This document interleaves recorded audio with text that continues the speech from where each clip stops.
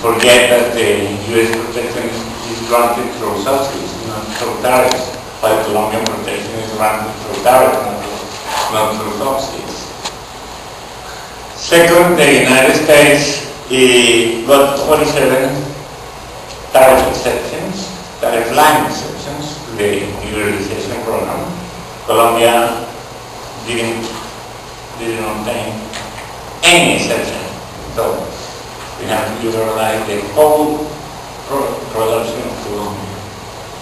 And third, there is a clause by means of which Colombia will have to grant to the United States any treatment that is granted to a future commercial partner, which is given in a better condition than that was given to the United States, while the United States doesn't have the same obligation regarding Colombia.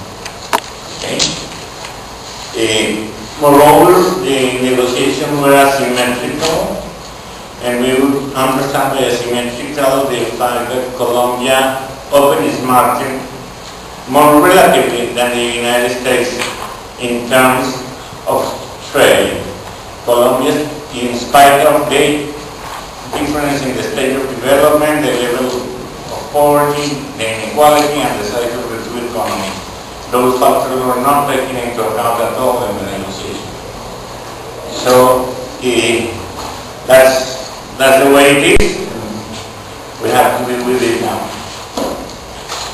In third place, I mentioned the impact on agricultural production. You will find that I won't go in the slide number 5 because it's too technical.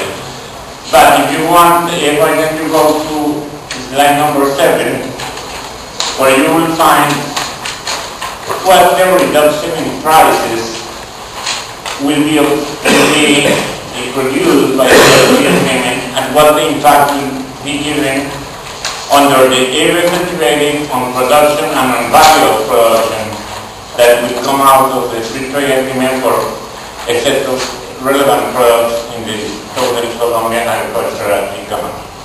And you can see on this slide the range of the reduction for both the prices, the area, and the value of production. In fourth place, we have to see that this reduction in production will affect the small farm economy. But are we talking about the small farm economy sector, or are we talking about the large small farm economy sector? So we have to characterize the small farm economy sector. You will see that small farmer households are 1.4 million, which has each of these small farmers households have more or less 4.7 people per household, for a total of 6.6 million persons. 1.8 million persons of these households are agricultural, small farm agricultural producers. They account for 89% of total agricultural producers in Colombia and by 10% of total workers. So we are talking of the share of the population that is significant. We are not talking about a small part of the population. We should also take into account that the small population, small farm producers are efficient because they use only 33 of the agricultural area, but their production contributes with 49% of the agricultural production. So we have good conditions. The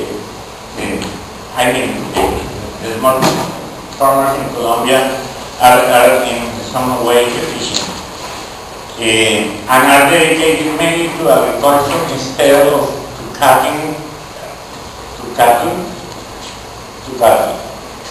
The average monthly income of the small farm household in 2005 was $145 a month, which is for 5 person is not enough. But moreover, you have to see that 60% of the small farmers have an income below the minimum wage. Yeah, 76% in the rural areas and 44% in the urban areas. And 65% of the small farmers have incomes of the incomes is derived from the productive units.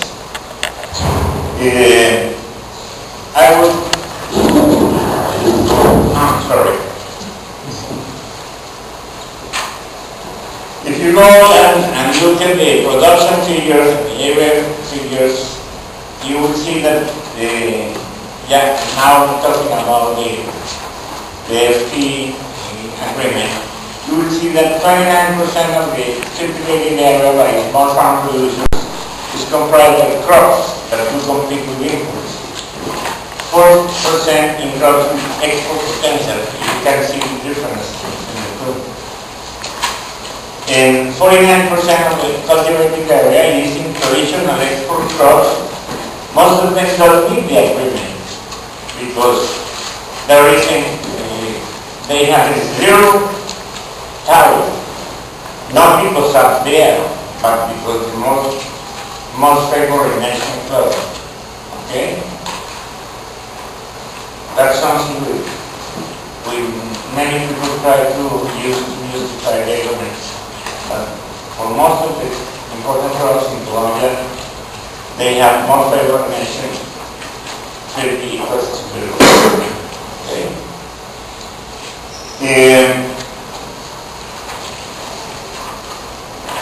If you look at that in terms of income, you will see that 22% of the total income of small farm units come from agricultural activities, including livestock, that would compete with imports. 4% of crop growing activities have export potential, and 52% of income from agricultural activities would not be subject to impact.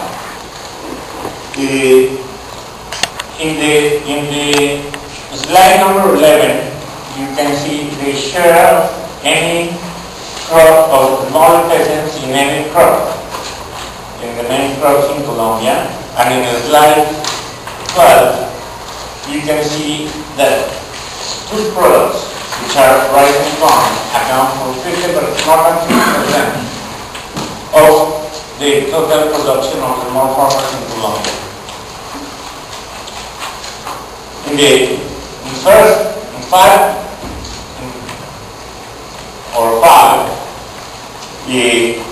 when we try to determine the impact of the small farmers, we have to differentiate categories because not all the small farmer producers will be affected in the same way. The way they will be affected will depend on what food they produce. Of course, those that produce only goods or rice animals that will compete with products of the United States will be fully affected. But those that produce only non-tradable goods would not be affected at all by the FTA. Okay? So you have 5 categories where we divide the small farmers in 5 categories of inputs according to the percentages of their production that competes with the imports. The 2 first categories that we call the full impact category and the high impact category, which amounts, each one of them has 40% of the households production will have its income reduced in high percentages. Those that belong to the category of full impact will be its income reduced by 70.2%.